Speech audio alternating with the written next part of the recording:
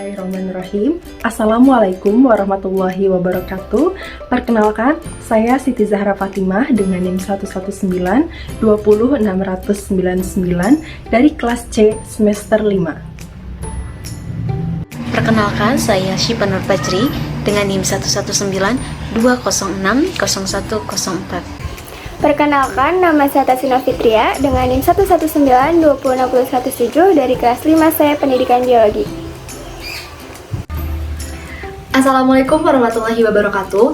Perkenalkan, nama saya Wafa Safira dengan NIM 119-2060114.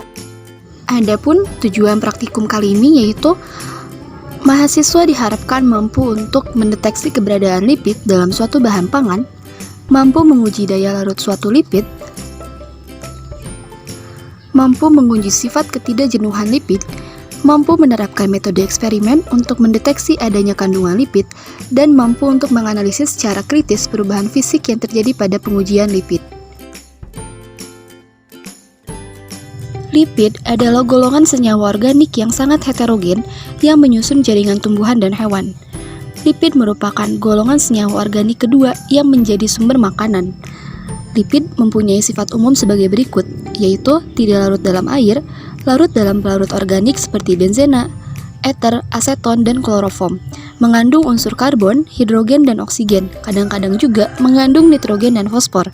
Bila dihidrolisis, akan menghasilkan asam lemak dan berperan dalam metabolisme tumbuhan dan hewan. Lipid dibagi atas 3 golongan, yaitu lipid sederhana yang terdiri atas ester dan asam-asam lemak gliserol. Ada 3 jenis asam lemak, yaitu lemak yang strukturalnya padat pada dalam suhu kamar, minyak yang strukturalnya cair dalam suhu kamar, dan lilin atau malam yang merupakan ester asam lemak dengan alkohol. Lipid campuran, fosfolipid ester yang mengandung asam lemak dan yang mengandung gugus lain yang terikat pada alkohol, misalnya fosfolipida dan glikopida. Defirat lipid adalah zat yang berasal dari hasil hidrolisis zat-zat tersebut, antara lain lemak jenuh dan tak jenuh, alkohol, gliserol, sterol, dan lemak aldehid. Alat dan bahan yang digunakan dalam praktikum ini ada susu, singkong, wortel, kemiri, santan, margarin, pepaya, seledri, minyak, kacang tanah, air, lalu ada kertas sampul dan senter.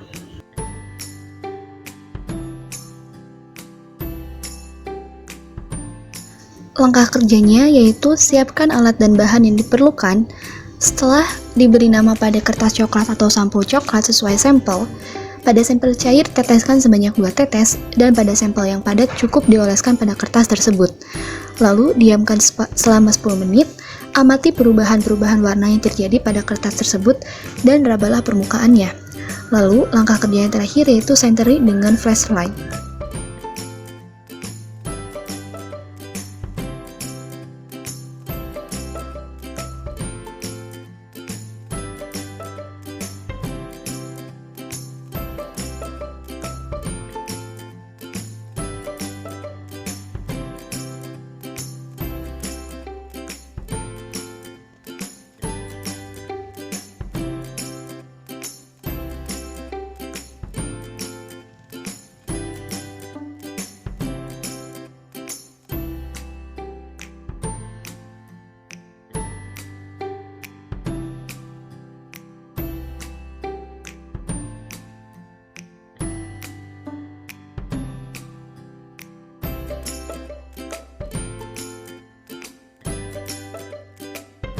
Selanjutnya pembahasan. Setelah melakukan pengamatan, maka pada kegiatan praktikum uji lipid kali ini dapat diketahui bahwa wortel, pepaya, air, singkong kering, susu, seledri yang diiris halus kemudian diusap-usapkan pada kertas coklat dan didiamkan selama 10 menit kemudian. Setelah 10 menit, kertas dilihat menggunakan lampu atau senter. Ternyata tidak meninggalkan noda transparan pada kertas. Hal itu menunjukkan bahwa wortel, pepaya, air, singkong kering, susu, dan seledri tidak mengandung lemak. Sedangkan kemiri, margarin, minyak goreng, kacang tanah, dan santan yang dihaluskan dan diusap-usapkan pada kertas coklat dan didiamkan selama 10 menit dan kertas dilihat menggunakan lampu atau senter, ternyata meninggalkan noda transparan pada kertas. Hal itu menunjukkan bahwa kemiri, margarin, minyak goreng, kacang tanah, dan santan mengandung lemak. Hal ini sesuai dengan pendapat Elisa yang menyatakan bahwa Indeks bias adalah suatu nilai mutlak yang dimiliki oleh setiap medium sehingga terjadinya pembiasan. Secara umum, penafsiran indeks bias adalah perbandingan kecepatan cahaya pada dua medium. Indeks bias merupakan perbandingan antara kecepatan cahaya di dalam udara dengan kecepatan cahaya di dalam jet. Manfaat indeks bias sangat penting dalam bidang sains, yakni untuk mengetahui konsentrasi larutan, untuk mengetahui kualitas suatu larutan.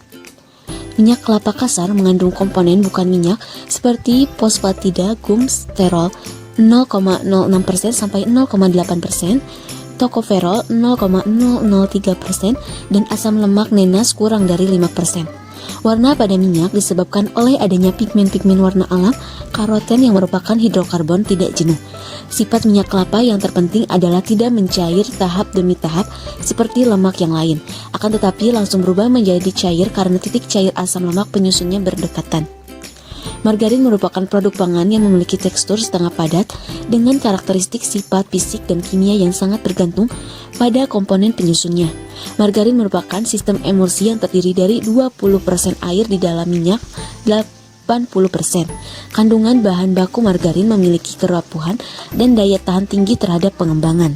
Selanjutnya yaitu kesimpulan. Berdasarkan praktikum kali ini, didapatkan hasil bahwa wortel, pepaya, air, singkong, susu, dan seledri tidak mengandung lemak karena pada uji lipid, sampel tersebut tidak meninggalkan bekas transparan. Sedangkan pada kemiri, minyak goreng, margarin, kacang tanah, dan santan mengandung lemak dikarenakan hasil pada sampel meninggalkan noda transparan pada kertas coklat.